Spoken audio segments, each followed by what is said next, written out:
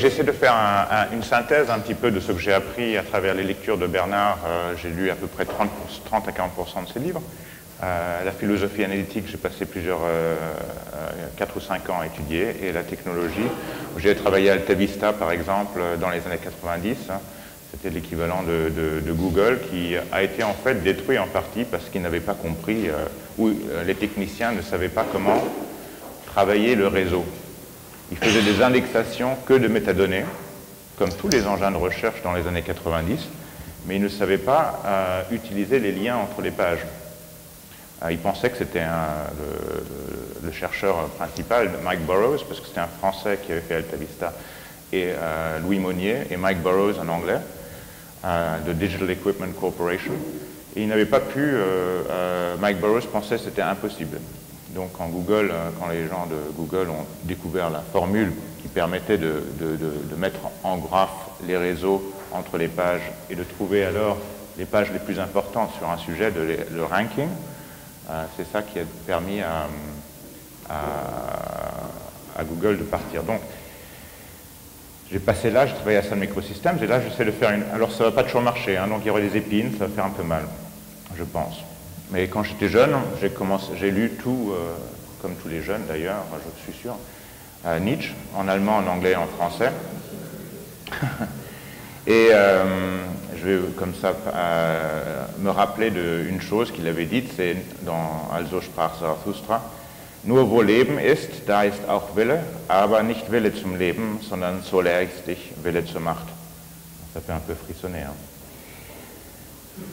Alors, je traduis un petit peu. Là où il y a de la vie, il y a aussi de la volonté, mais pas seulement la volonté pour la vie, sinon, comme je vous l'apprends, la volonté à la puissance. Alors c'est mal traduit en anglais parce que la puissance, c'est traduit en anglais, c'est power. Et power, ça peut dire puissance et pouvoir. Et je pense qu'il y a une grosse mécompréhension de Nietzsche qui passe par là. Ce que moi j'avais pris de ça, c'est que la vie, ce sont des structures qui évoluent, qui se reproduisent, et qui se reproduisent toujours en complexifiant la structure parce que ça leur donne accès à plus de possibilités. Je pense que l'importance de l'accès aux possibilités, c'est justement ce qui permet la survie. Et je pense que Bernard l'avait bien expliqué. Mais aussi, Nietzsche commence la plupart de ses livres avec des petites phrases comme celle-ci: un livre pour tout le monde et pour personne. Et il faut donc faire toujours très attention à Nietzsche. Il faut peut-être même... et donc j'ai décidé de partir, peut-être, comme il avait dit à ses disciples, peut-être de partir dans un sens complètement différent, et peut-être de prendre ce corps malade de Nietzsche, qui avait prédit quand même les pires, une grande partie du XXe siècle, et de le prendre comme là Hermès, voilà, herméneutique, merci. Voilà, c'est une sorte d'atterta. Donc Hermès avec son héros là, on va amener le corps de Nietzsche vers quoi d'ailleurs? Et donc, à mon avis, moi j'ai choisi la philosophie analytique. Il faut trouver les meilleurs outils mathématiques, les meilleurs outils qui sont utilisés pour sortir le mieux qu'il y a de ça. Et donc, la philosophie analytique, elle part en fait de Frege, un Allemand, qui à la fin du XIXe siècle, à peu près au même moment où Nietzsche est devenu fou, a écrit ses papiers sur la logique mathématique, qui est une logique mathématique d'abord, donc c'est une différence géante de Aristote. Et c'est une mathématique aussi et une logique mécanique, oui, puisqu'il y a un système de transformation tout à fait mécanique qu'on peut passer d'une vérité à l'autre. Et c'est elle qui a donné naissance qui a intéressé Bertrand Russell dans Principia Mathematica, Wittgenstein, son élève qui est parti dans la Première Guerre mondiale et a écrit le Tractatus Logico-Philosophicus qui a inspiré le Cercle de Vienne. Le Cercle de Vienne dans les années 30, dans les années 20-30 qui a été viré de l'Allemagne et de l'Autriche, donc vers l'Angleterre et les États-Unis, pour arriver vers les philosophes que j'ai un peu plus étudiés.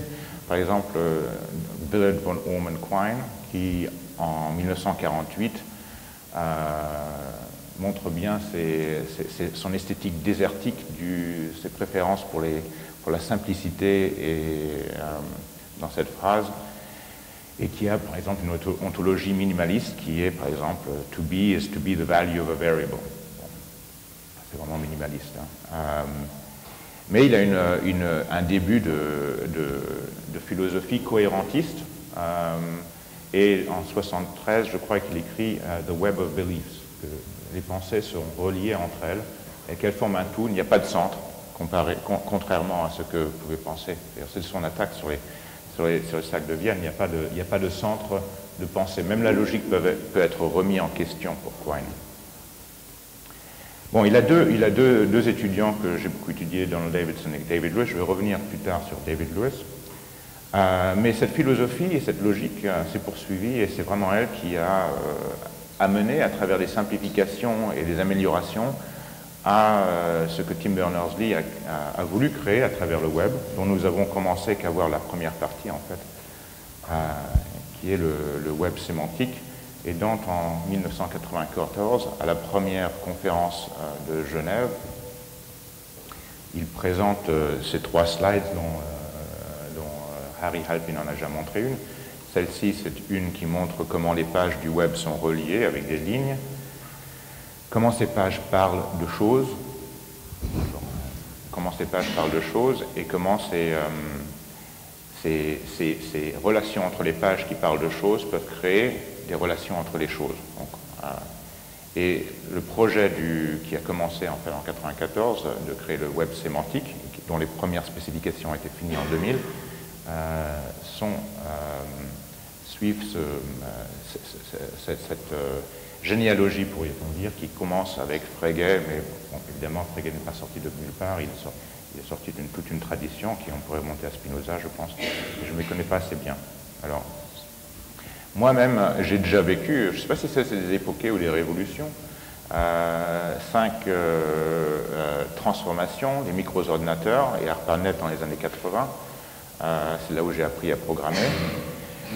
Les ordinateurs personnels, qui, pourrait-on dire, a créé le thatcherisme presque, puisque ces ordinateurs cerveaux complètement déconnectés du reste. Hein. On a presque l'impression que c'est des atomes. Le web avec Al Gore et Clinton, donc le web 2, qui est l'apparition du social décentralisé dans, par exemple, les blogs, qui est décentralisé, et le web social centralisé, Facebook, Twitter. Alors, cette technologie, c'est un pharmacone. Il y a des côtés positifs, des côtés négatifs. On peut ils se recoupent de 1000 manières. Et je voulais juste faire une généalogie rapidement des réseaux sociaux, très rapide, pour mieux pouvoir comprendre un petit peu les réseaux actuels. Alors, ça, ce sont les réseaux dans les années 80. Il y avait des réseaux avant, il y avait le WELL dans les années 80, qui permettait aux chercheurs de se rencontrer et de communiquer de façon très intéressante. Ils avaient un problème de notion de propriété de ce qui était dit dans le WELL. Et vers la fin des années 80, quelqu'un est parti et a dit « je prends toutes mes informations avec moi, laissant essentiellement la conversation remplie de trous, comme on avait vu dans la présentation hier. Artaud, la conscience d'Artaud était restée plein de trous après son électrochoc. Mais les années 90 sont plutôt le dot-com, et donc il faut trouver des pulsions. Et ces pulsions, c'est simple, hein, on va trouver les hommes et les femmes, et on va essayer de les mettre ensemble. Hein. Il ne faut pas être très astucieux pour arriver à cette idée-là. Mais ça a bien marché. Alors qu'est-ce que c'est la différence? On voit bien que Facebook, c'est pas ça du tout. Facebook, c'est un réseau social à long terme. Et c'est pour ça que je pense qu'il a grandi beaucoup plus loin que tous ces autres réseaux. Les capitalistes il y a des millions de capitalistes, il y a beaucoup d'argent, chacun veut faire des millions, il n'y en a pas beaucoup qui réussissent. Hein. Et on pourrait presque dire que Facebook a réussi parce qu'ils ont poussé sur le long terme. Donc je sais que ça revient un peu en contre-courant de ce que pensent beaucoup de gens, mais il faut mettre, quand on regarde bien, il faut mettre son image, il faut avoir des relations avec des gens, on va pouvoir être, quand on est ami avec quelqu'un, on va être ami avec ses amis, donc ça fait un système d'individuation et de transindividuation, on va pouvoir découvrir des choses sur ses amis. Il faut essayer de comprendre aussi quel est le problème, pourquoi est-ce que les gens sont allés sur Facebook. C'est parce qu'il y avait un problème qui demandait une solution. Et d'ailleurs, vous le savez tous, vous avez une image, vous voulez envoyer à quelqu'un, ou un film, vous voulez mettre quelque part. Comment est-ce que je l'envoie? Je ne peux pas l'envoyer par mail, ça fait 10 gigas. Si j'envoie à 100 personnes, ça va faire, ma boîte mail va complètement crouler. Donc, Facebook, c'est une façon de partager des notes que l'on a tous et qu'on veut partager avec ses amis. C'est ce que j'ai appris à l'université quand j'étais à Imperial College. Qu'est-ce qui faisait la beauté de Imperial? C'est parce qu'à côté de moi, il y avait quelqu'un qui avait vu quelque chose, il a découvert Java, il m'a dit c'est super, il s'est mis à crier et tout le monde est venu regarder ce qu'il faisait et on a découvert quelque chose de très intéressant. C'est ça l'université. On a vraiment dans des groupes, pour ça aussi qu'il faut pas avoir il faut avoir des espaces où les étudiants peuvent se rencontrer, peuvent travailler ensemble. Et Facebook donne un peu ça. Donc c'est en fait un système très bien pensé. Et ça crée les effets de réseau. Parce que les gens de Mythique, une fois qu'ils se sont rencontrés, ben oui, ils vont pas se remettre sur Mythique. C'est fini. Hein, parce que il y a la femme qui dit au mec, bah non, t'es plus sur Mythique là, t'es avec moi. Ouais. Donc il y a une limite de la possibilité de grandir, de faire grandir Mythique. Tout le monde veut avoir une copine, mais alors Facebook, on peut aussi trouver ses copines aussi comme ça, mais c'est beaucoup mieux d'ailleurs parce qu'on va trouver, on va trouver ses copines, je dis une femme peut-être. On va trouver à travers la relation d'une personne dans son réseau social, on va voir qu'est-ce que cette personne dit, comment est-ce qu'elle interagit avec ses amis. C'est une très bonne façon de voir, de commencer à connaître une personne.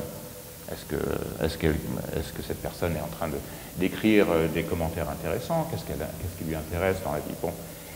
Donc, le problème de Facebook n'est pas là, mais le problème de Facebook est gigantesque. Donc, il ne faut pas le voir au mauvais endroit. Facebook crée des graphes un peu comme de nos relations et nous en montre une partie. Il nous permet d'écrire et de ne pas écrire. Le problème, essentiellement, c'est que Facebook, c'est une compagnie privée où la compagnie elle-même a accès à toutes les relations du système. Donc, une fois que... Alors, ils auraient pu faire plusieurs choses. Ils auraient pu essayer de créer un système démocratique. Ils auraient pu essayer de faire participer tous les membres de Facebook dans une grande société Facebook où tout le monde aurait pu avoir des droits. Ils auraient pu faire un truc comme ça et je crois qu'il y avait des gens qui espéraient ça. Mais ils se sont mis sur le marché, ils ont perdu 60% de leur valeur dans les derniers mois. Ça fait qu'il va y avoir des gens qui ne sont pas contents et qui vont vouloir faire le rendement maintenant. Donc moi je pense que bientôt on va voir des pubs de plus en plus. Et le problème c'est que nous on voit les pubs que chacun de nous voit certaines pubs, mais en fait c'est un système complètement informatisé, donc il se peut que nous on voit des pubs très bien, il se peut que les gens des banlieues on leur foute des pubs très destructrices. Et c'est ça le problème, c'est qu'il y a cet intermédiaire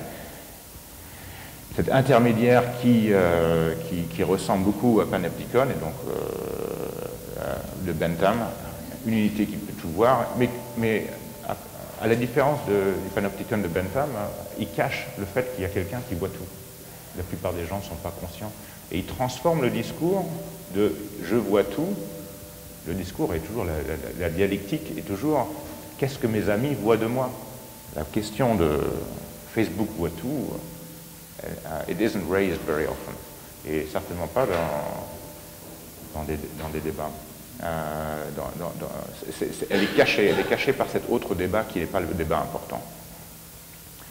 Alors en fait, nous sommes tout nus dans ce système, comme Adam et Ève. Et ce système, il a grandi en même temps. Donc j'essaie de développer l'importance de théorie des réseaux. C'est que des petits réseaux... pour Facebook, l'importance de ce système, c'est que les réseaux de type relations sociales, ils grandissent exponentiellement. À une vitesse, on pourrait dire, peut-être, ce serait bien de faire des maths plus précises, power set. Donc, par exemple, si vous avez 3 choses, vous allez avoir 8 groupes différents que vous pouvez faire. Ça grandit à la puissance 2 puissance n. Donc, si vous avez 100, vous avez ce nombre-là. Si vous avez 200, vous avez le second nombre là. Si vous avez 1000 personnes, vous avez 10 puissance 100 puissance 3, c'est-à-dire un gogol fois un gogol fois un gogol, un cube de gogol. Un gogol, c'est le nombre que utilise Google pour se nommer. Donc la vitesse à laquelle croît la puissance, donc ça s'appelle power set, hein, les possibilités, c'est extraordinaire. Et chaque fois que quelqu'un met une information sur Facebook, pour eux, c'est vous pointez dans cet espace gigantesque, vous vous placez vous-même. C'est ce placement de vous-même dans cet espace qui leur sauve une infinité de calculs. Ouais. Donc revenons au pharmacone là, un petit peu. Alors, on revient au téléphone, qui a aussi un effet de réseau, qui grandit beaucoup plus lentement. Par exemple, un téléphone n'a de valeur, s'il n'y a que 2 personnes avec un téléphone, c'est la valeur que de la valeur que vous avez à communiquer avec d'autres personnes. Donc, quand on va créer des lignes téléphoniques à ce niveau-là, on va les créer soit avec son co-inventeur, Bell peut-être, soit sinon la première commande, ça va être entre le président d'État, parce qu'eux, ils ont besoin de se communiquer peut-être. Quand on a 5, ça grandit à peu près au carré, et assez rapidement, on arrive à des nombres qui grandissent assez vite pour que l'intérêt de connecter 2 pays, the advantage outweighs anything, the reason of keeping them separate. Un système qui fait que lentement, à travers le XXe siècle, les systèmes téléphoniques se connectent. Et en plus, ils suivent un même protocole, parce qu'ils auraient pu tous faire des systèmes un peu différents. Alors on arrive avec le téléphone à communiquer avec tout le monde maintenant, essentiellement. Dans tout le monde, je peux te donner un coup de téléphone. Je pourrais l'encrypter aussi, hein, et donc avoir des communications personnelles sans tiers.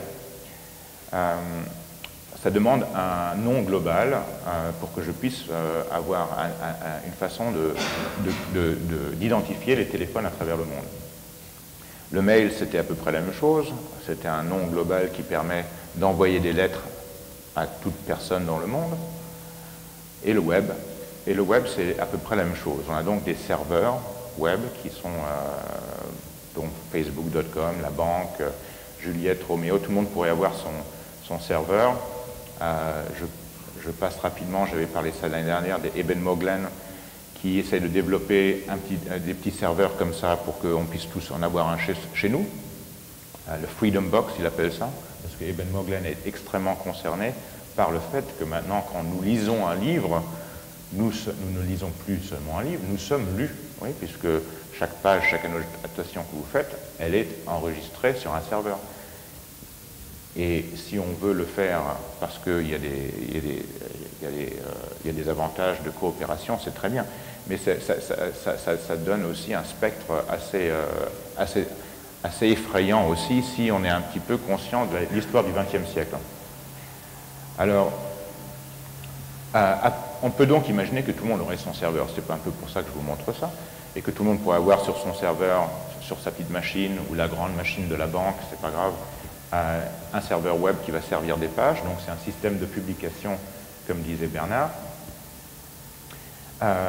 Et c'est un système de publication où nous pourrons tous publier, évidemment. C'est ça qui est intéressant, c'est que nous aimerions tous pouvoir publier dans notre système et à pouvoir contrôler, contrôler l'information que nous mettons en ligne, pour qu'on ne puisse pas nous l'enlever si on n'aime plus ce qu'on nous disons. Alors, l'important dans ces systèmes, encore une fois, c'est de comprendre l'importance de ce nom global, cette URI, qui est presque un concept logique, en fait. Un concept, c'est un nom qui réfère à une chose. Par exemple, le monde réfère au site du monde, la page principale, lemonde.fr, http://lemonde.fr, réfère à la page principale. Alors, qu'est-ce que c'est que cette page principale? Elle change tous les jours, il y a des transformations. Mais ce qui fait que la page du monde devient utile, surtout quand on regarde comment le web est né, c'est que d'autres personnes vont commencer à faire des relations vers cette page du monde. Et c'est ces relations que chacun fait parce qu'ils écrivent sur leur blog, c'est comme ça que Yahoo est né. Ils créaient des index de pages intéressantes qui le faisaient tellement bien que les gens venaient de plus en plus vers ce site pour trouver des sites intéressants. Mais si quelqu'un écrit ici un blog et qu'il va pointer vers un article du Monde, ça fait que cet article du Monde va être lu par ces personnes et ça crée un système métastable. C'est cette communauté de personnes qui lit, parce que le Monde, il pourrait mettre une photo de voiture ou il pourrait faire n'importe quoi sur cette page, il la contrôle. Mais qu'est-ce qui fait qu'il y a des incentives qui font qu'ils vont essayer de stabiliser le sens de leurs termes? C'est justement la participation collective de chaque personne qui va aller et avoir des expectations eux-mêmes de ce qui doit se trouver là. Des attentes, merci. Donc chacun, les attentes combinées de toutes les personnes fait que ça se stabilise.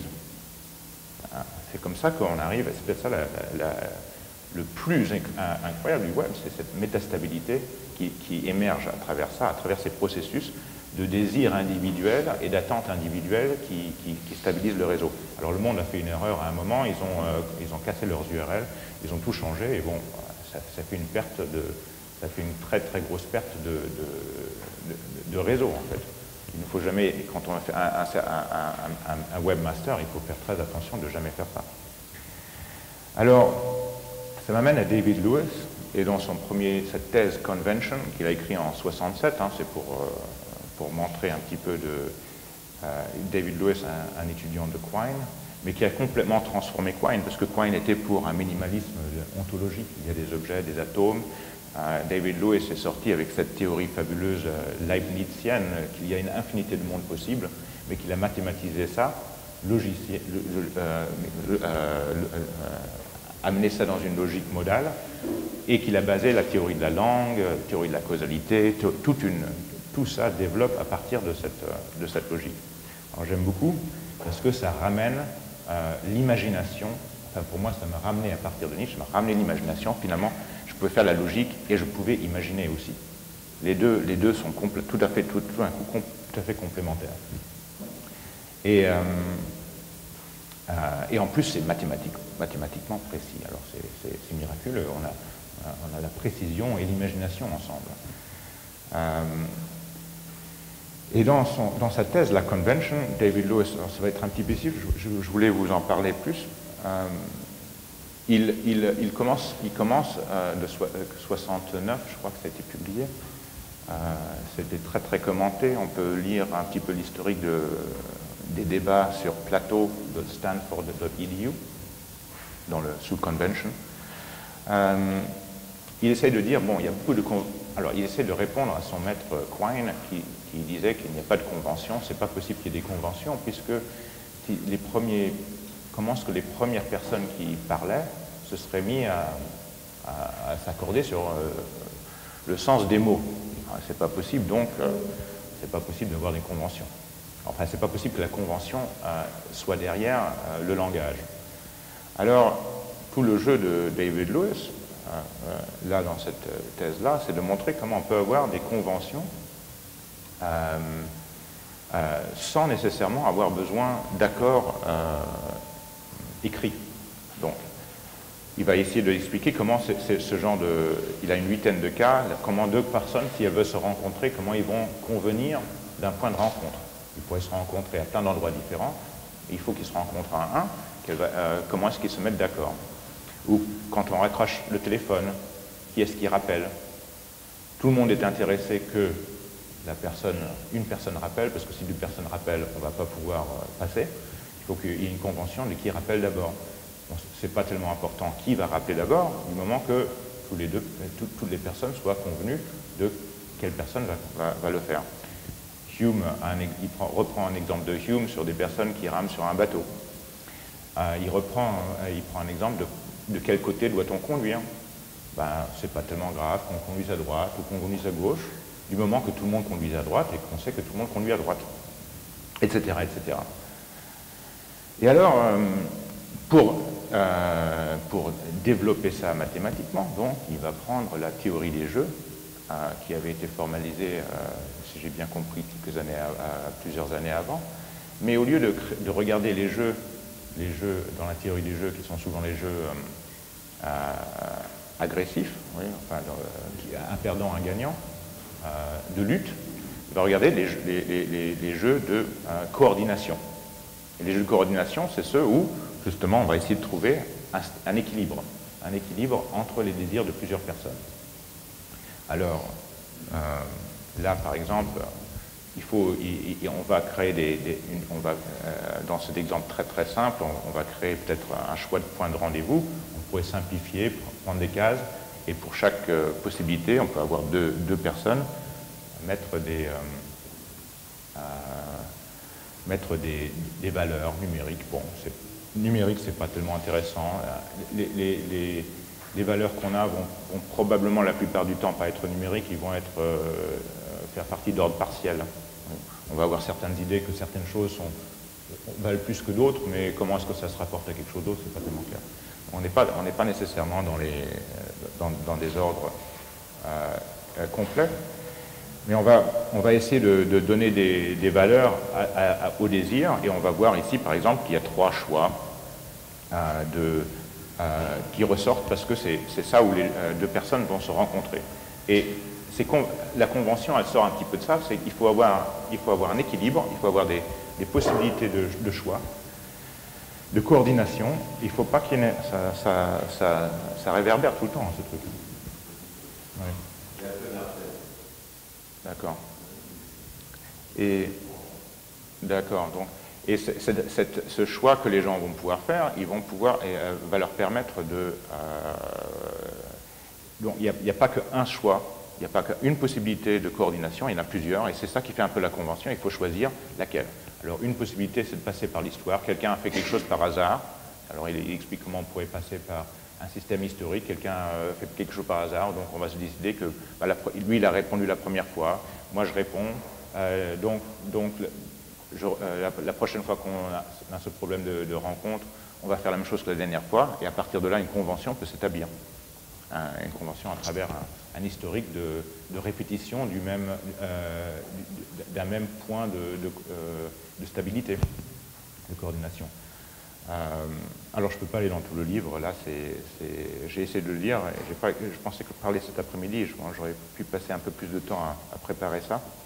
Alors, voilà, la philosophie analytique, elle est rude, hein, il y a des trucs comme ça dedans, mais ce qui était fascinant, c'est que quand j'écoutais Bernard, et j'écoutais toujours, je me disais, ça c'est David Lewis, ça, je me disais, et quand j'ai relu David Lewis, le page 42, qu'il dit « Once this process gets started, we have a metastable, self-perpetuating system of preferences, expectations and actions capable of persisting indefinitely. » Donc, il était clairement intéressé de découvrir la métastabilité. Il utilise 2 fois dans le livre, j'ai déjà trouvé. Donc là, il y a une définition, on pourrait presque dire peut-être mathématique, logique, de la métastabilité, peut-être un tout petit peu trop rationaliste. Hein. On pourrait partir de là, mais il utilise des concepts de... on n'est pas dans son système, on n'a pas nécessairement besoin d'être conscient. Il prend une distinction d'Anselme que j'ai dans les notes là, mais je n'ai pas le... je vais faire ça comme ça. Ah oui, le sens de Abelard, senso composito et senso diviso. Bon. Je le lisais rapidement, je n'ai pas pu vraiment suivre cette distinction, et ça lui permet de décrire des conventions où les gens ne sont pas conscients du fait qu'ils sont en train de rentrer dans un système conventionnel. Donc on était à l'URI, à cette URI qui va créer un système, qui va commencer à avoir un sens parce qu'il est réutilisé par d'autres qui, justement, par convention, d'une certaine façon, vont avoir une expectation de ce que ça veut dire, qui est déterminée en partie parce que nous sommes des êtres avec à peu près des historiques ou des expectations assez similaires, et ça fait qu'il y a des expectations que, en suivant, va métastabiliser chaque URI, ou les URI les plus importants, ceux qui changent le sens de leur URI constamment et les gens vont finir par enlever le lien vers leurs ressources.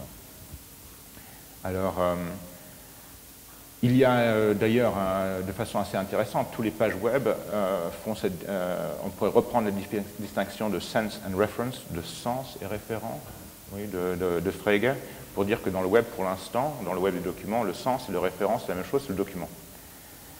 Mais dans le semantic web, ce qui va se passer, c'est que on va commencer à créer une distinction entre le sens et le référent. Le sens, ça va être le document qui décrit l'URI et qui va, à partir de cette description, qui va pointer vers un être dans le monde réel. Oui, on va avoir une description de quelque chose. Quelqu'un va dire « Henri, c'est la personne X qui travaille à cette compagnie-là. Peut-être un lien vers une photo, et à partir de là, je vais pouvoir... d'autres robots vont pouvoir prendre cette information, la merger avec d'autres informations, et pouvoir créer des nouveaux graphes d'informations. Ici, par exemple, juste pour expliquer qu'est-ce que c'est que le web sémantique, on revient un peu sur ce qu'a dit Harry, c'est simplement sujet, relation, objet. Le sujet, la relation et l'objet, ce sont des URI, des noms globaux, qui réfèrent à des choses ou à des relations. Alors c'est très beau, ça sort presque de Bertrand Russell, Principia Mathematica. Il a montré un petit peu que toute la logique pouvait être réduite à des relations.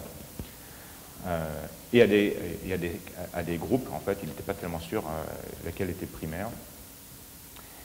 Et donc, à partir de là, on va pouvoir créer des réseaux sociaux distribués. Parce qu'on va pouvoir avoir des documents qui vont nommer une chose, qui vont les décrire et qui vont faire des relations vers d'autres choses sur d'autres serveurs. Là, on a les relations entre les serveurs permettent de créer ce qui, depuis d'ailleurs, Harry avait tort, c'est fait par Dan Brickley depuis 2001. Il a mis en place cette petite ontologie d'amis. Alors il est parti, il a créé un wiki, il a créé une communauté, il a créé et c'est Dan Brickley et Libby Miller, et ils ont travaillé à créer une communauté. Ça prend beaucoup de temps, il faut créer la confiance dans ce système, et à travers là, il y a des millions et des centaines de millions de pages pauvres. Ça n'a pas succédé parce qu'à mon avis, ça n'a pas réussi pour l'instant, parce que l'effet de réseau n'est pas encore été incorporé, et l'automatisation de la création de relations n'existe pas. Donc pour l'instant, c'est plein de chercheurs du web sémantique, ils créent leur page pauvre, ils s'envoient l'URL par email, et il faut que l'autre personne aussi écrive l'URL. Alors vous voyez qu'il faut automatiser ce système-là pour que ça puisse grandir, pour pouvoir créer des réseaux sociaux distribués, peut-être avec le travail de Youk, avec cette interface, parce que je crois que Youk et Harry travaillent là. C'est pas du tout incompatible, ils travaillent là surtout sur des interfaces et des problèmes de présentation. De présentation et des problèmes de métastabilité à un autre niveau. Je pense pas que ce soit contradictoire. Donc ces systèmes d'interface qu'on peut créer pour des réseaux sociaux de ce genre sont très importants parce que pour l'utilisateur, à la fin, il ne faut pas qu'il regarde ses relations, il faut qu'il ait des outils qui l'intéressent à utiliser. Alors, en fait, il faut maintenant encore relier, on a fait la sémantique, il faut essayer de comprendre pourquoi la sémantique est intéressante, pourquoi pas simplement faire les trucs de façon nominaliste. Pourquoi passer du nominalisme à la sémantique. Et en fait, ça, c'est assez facilement explicable par ces derniers slides un petit peu. On peut donc imaginer deux serveurs. Là. Les boîtes, c'est des serveurs donc, qui ont des documents qui contiennent ces relations écrites dans un format binaire, évidemment, qui vont être envoyés, mais qui vont être interprétés de façon alphabétique, et qui, à travers l'Unicode, et qui vont après être traduits par la machine en graphes.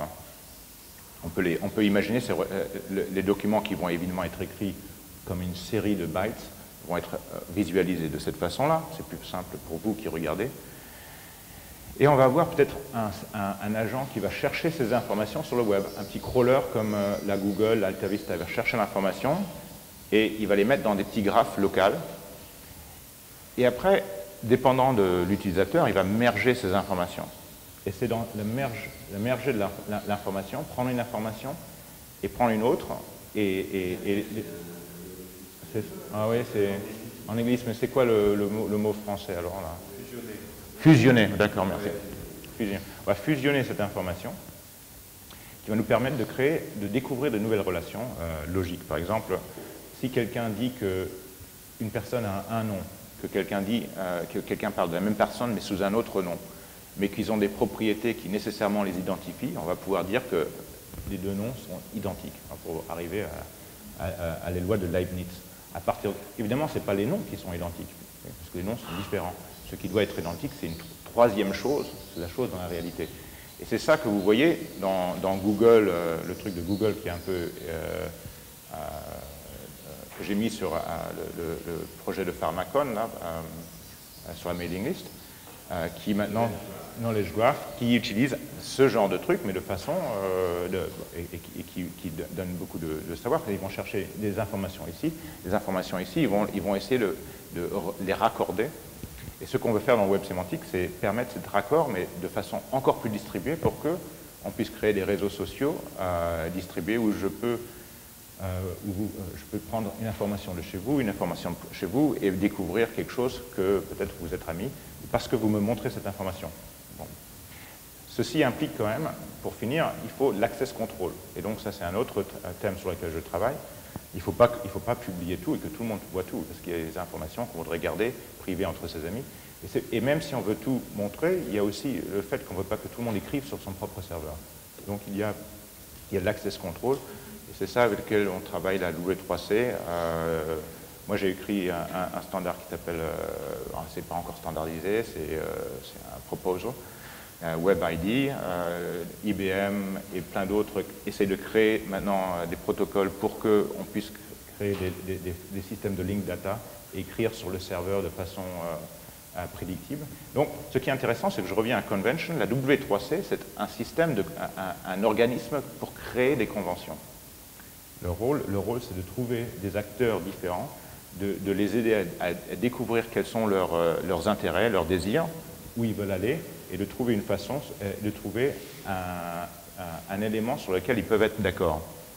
C'est ça, c'est un organisme qui va créer, il y en a plein, il y a le IETF, il y a ISO, il y a pas mal de groupes comme ça qui sont essentiels à l'industrie, en fait, américaine. Alors, il y a...